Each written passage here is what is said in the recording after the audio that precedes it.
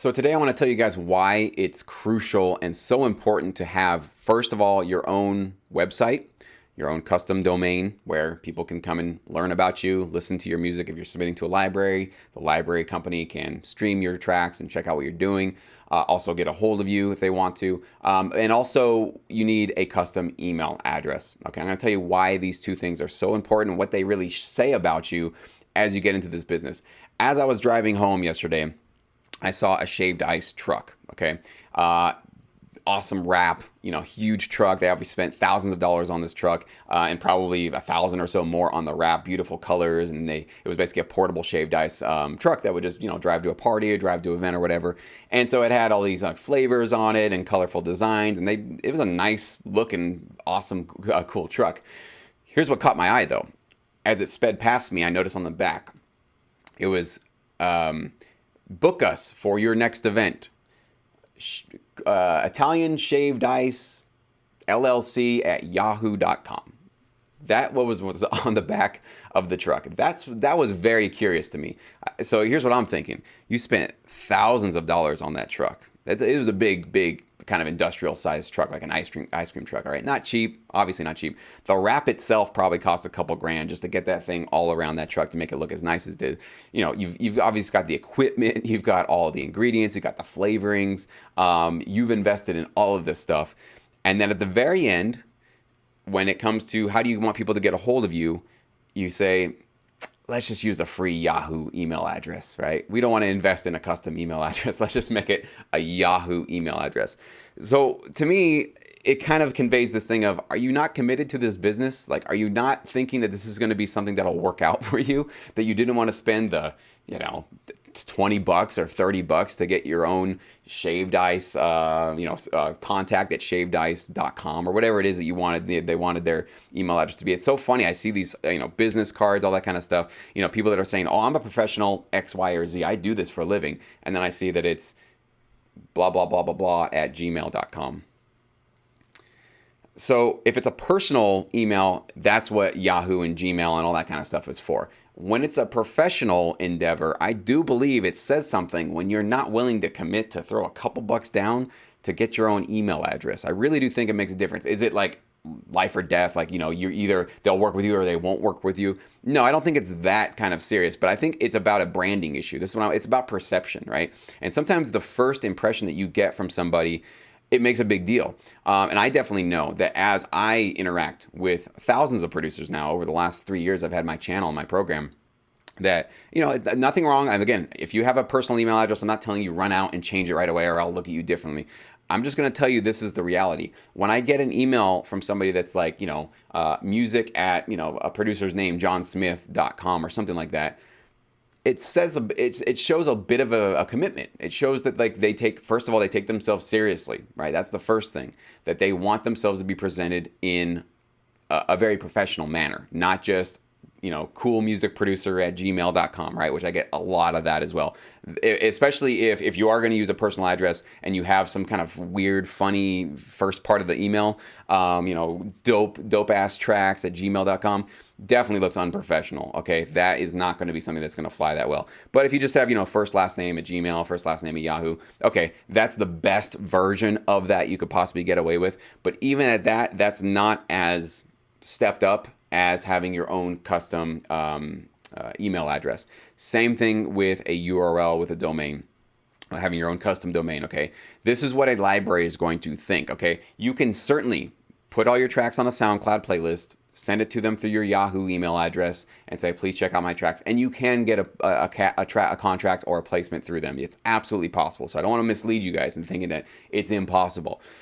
But imagine that you have two submissions in front of you from a music library. You're a music library CEO right now, okay? And you have composers coming to you. You got the one guy who has a Yahoo email address and a whole bunch of SoundCloud tracks, and you have the guy that has custom domain, custom email address. You go to his site, it's clean, it's very easy to follow. All the tracks are right there.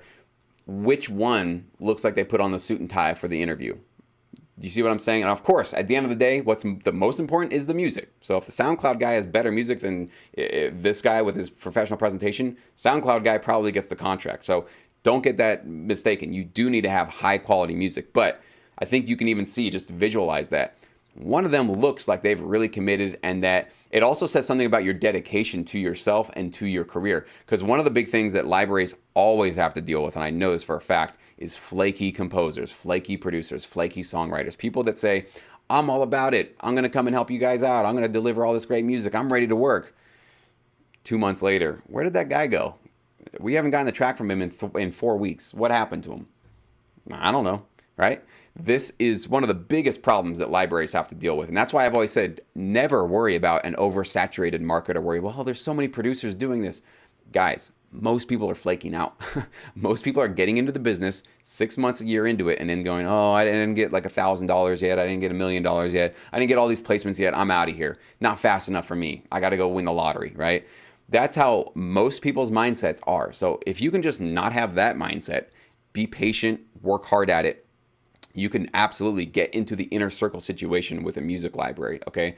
And your brand, as we talked about in that video that I had before, about how your brand is actually probably more important than your talent, this is one really powerful way to make sure that on the first impression, which is so important, you guys know that the first impression the library sees you as serious, right? Somebody who invested a little bit of time and even a little bit of money into presenting themselves professionally. It says something. It really does. It's always the little things that say the biggest things, right? This is a little thing that will go a long way. But it also says that you have committed to sync licensing, right? Throwing up some tracks on a SoundCloud, are you really committed to sync licensing? Can they really tell that? Not really, because maybe you're just putting tracks out for remix contests or throwing music out there just to try to get likes. You're trying to get a bigger social media following. They don't really know what your intentions are. Maybe you just heard about sync licensing yesterday and you just think, oh, I'll get a couple of theme placements and I'll make a bunch of money. They don't know really how serious you are when you throw up that SoundCloud. But if you have a website that even on the title of the website says your name, TV film sync licensing producer, and you have the music ready to go and it's professional and it's clean, that says something, right? That says that you've made a commitment to this industry. And so for them, they're a little bit shy about like, should we really commit to this guy? Is he going to kind of wine and dine us and then out the door? We'll never hear, he'll ghost us. We'll never hear from him again. Well, having that website and even just putting on there professional TV film composer or just TV film music producer, however you want to title yourself, that says something. You've committed, right? You're all in. You've definitely at least put a little bit of time and money down to make sure that you've got some skin in this game. And that will help their fears go down quite a bit to understand that you are going to be somebody that they can count on in the long run. And I guess all of these things work in your favor for getting a contract. That's why it's something that I, early in my career, wish I would have done so much sooner. It took me 4 or 5 years to finally put a website together for myself. And when I finally did, it wasn't just about, even when I did, I finally started getting kind of random gigs thrown at me. I'd have people just find my website and hit me up and say, hey, we want to hire you for this. It was like crazy, actually, how it happened. You might be surprised to find that just having something out there like that will attract people to want to start working with you. It's happened way more times than I can even believe. And I never did advertising, SEO. Like I never tried to get my website out there. Just having it exist because I had relationships in this business and people were passing my website around, word of mouth. It got around, right? And I got some really nice gigs from it. So it's certainly one of those things. But also I just remember when I finally got it done, invested just a little bit of money and time just to get my website built, I felt like I stepped up a level of confidence. There was just a level of confidence that I had at that point that I never had before. Because before when somebody said, oh, let me check out your music, and I'm like, oh, well, I'll email you some stuff, right? Or I don't even know if I had a MySpace maybe back then. I had something probably.